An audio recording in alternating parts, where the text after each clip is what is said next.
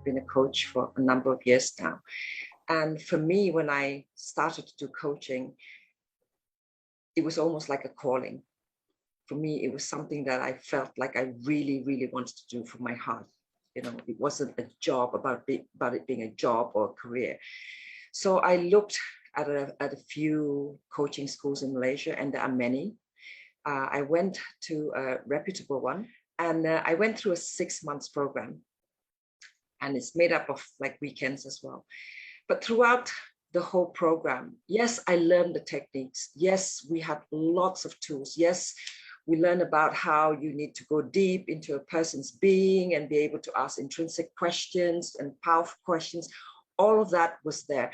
But I always felt like there was something that wasn't complete with what I was doing. And I realized only when I ventured out on my own that there's this thing, I don't know if it's a real term, whatever, but I call it the spirit of the coach. So you really need to embody this spirit to become a really effective coach. Because to be a coach, it doesn't just come from your head. It has to come from your heart. And if we want to listen to our hearts, our souls need to be at peace. So it's a complete thing, you know. And I'm with ICF. I met a lot of coaches, very competent coaches. And I'm not talking about all of them, but I feel like some of them actually switch on the coach persona. And that's not what I think a coach is all about. I actually think you're a coach and that's it. You're a walking testament, whether it's in your life, in your interactions with your friends, whatever, that's who you are. So that's what I liked about the ICG model, because the other traditional functional school that I went through just taught you techniques. And yeah, it will make you effective to a certain level, but the rest of it, the mindfulness, the meditation practices, I had to learn elsewhere. I had to pay to learn elsewhere. The other thing that when I left the school, the coaching school, when I left, I had something like, I don't know, 25, 30 peer coaching hours, and you needed 100 to get ACC.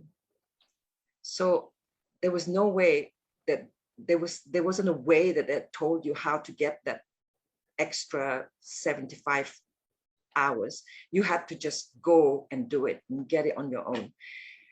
And this is what I liked about this ICG model. There's a few things. One, I think it's really complete. I truly believe that when you go through this program, you will be transformed at the end of it. Secondly, by the time you finish, you're already an ACC. So you only have that, you know, you've already gone through the first hurdle.